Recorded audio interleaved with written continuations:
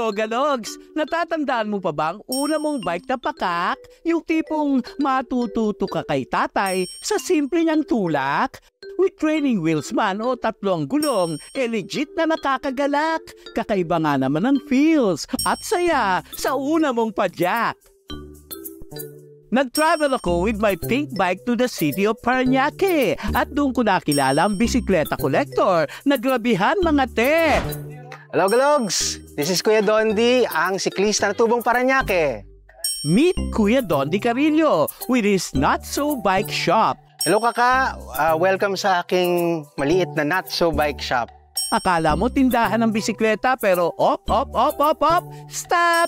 Ito ay mainly tambayan at timbakan ng kanyang koleksyon. Di 10, 30, kundi si 10 tambike na. Ang iba mula pa sa ibang nation. So, karamihan ng bike dito ay halo, no? May mga Japanese, may French, may Italian, may German.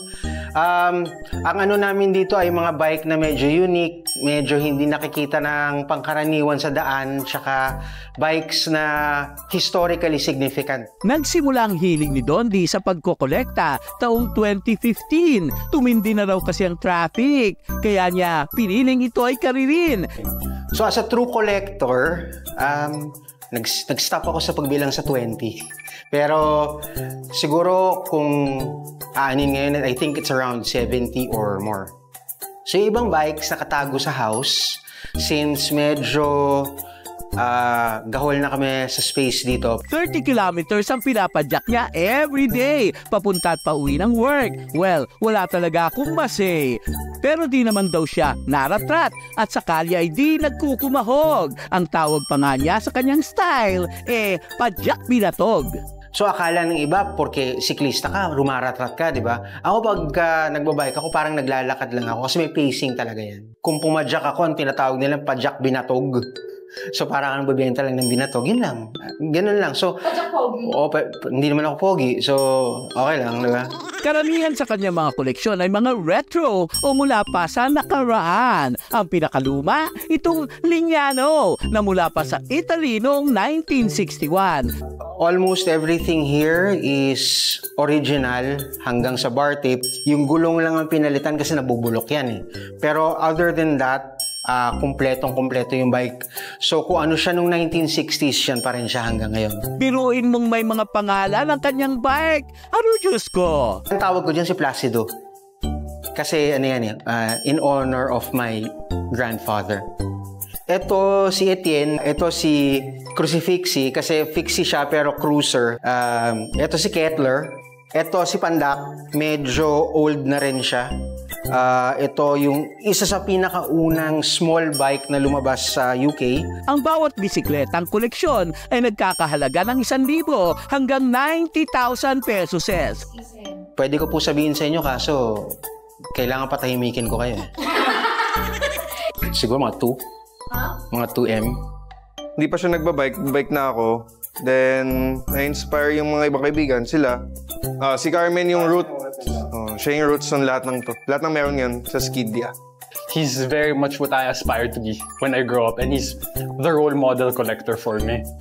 Biglang lumalabas sa pyesa na kakaiba sa kanya eh. Tapos, minsan gusto ko na lang nakawin. Ganun po. Yung fixie po dito na isa. Nasarap po nakawin yan. Mula sa Not So Bike Shop, dumayo kami sa kanilang bahay kung saan nakatambak pa ang kanyang ibang bike collection. Ay. Ito, French, Haro, Japanese, Italian. Ito, titanium. Ito, kalat. Well, ang mas nakaka-lurky ay supported siya ng whole family.